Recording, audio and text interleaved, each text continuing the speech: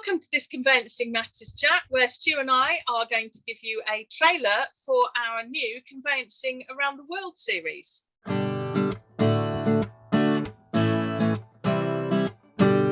Welcome to Conveyancing Matters with Lorraine and Stu.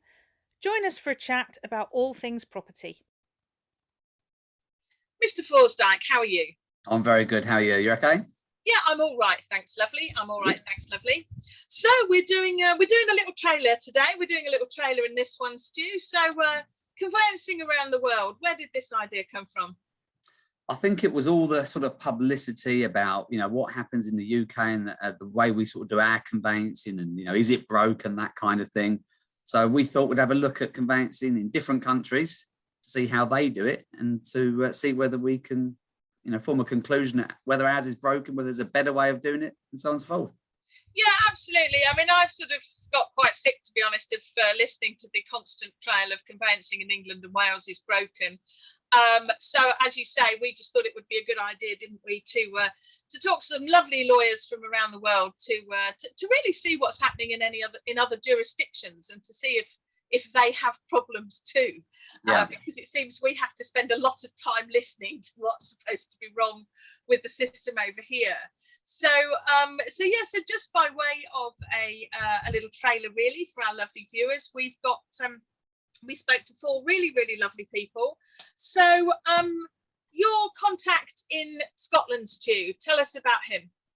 Well, we're continually asked, about the way the conveyancing system works in Scotland, and is it completely different? Why is it that when people make an offer it's binding, blah blah blah blah blah.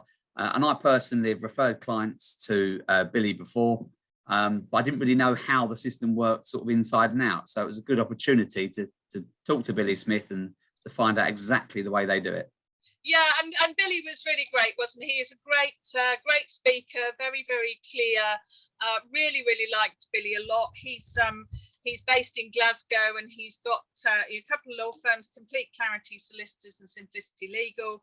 And he was just, very clear, really liked listening to him. I found him really interesting. And what I found really interesting, and when we put it out, I'll be interested to know what our viewers think, Stu, because we do see occasionally on the the property telly programs over here, don't we? The Scottish system being vaunted as so much better. And they're only over the border, but I have to say, without giving anything away, I was really, really surprised at the differences and actually the sort of some of the conclusions we reached. So I'm really looking forward to seeing Billy's chat with us about the system in Scotland, and then we thought we'd be a little bit more continental, a little bit more global, really, Stu. So and glamorous as well. Yeah, and glamorous. Not that Billy's not glamorous, of course. Let's put that, make that crystal clear. Obviously, my lovely self. But we spoke to Nikki Miller, who runs a real estate agency in California, and the process is really, really different, isn't it? Totally. Yeah, and Russ might be interested, our lovely friend Russ Quirk, because Nikki is sort of connected with and part of the Keller Williams family, I think. So again, very different process, very different procedures, very different parties in the driving seat, I felt, with the California example. And of course, actually with California, chatting to Nikki and our other two guests too, it became obvious that other countries have, different processes within their own country, don't they? So, for example, we spoke to a lovely chap in Australia.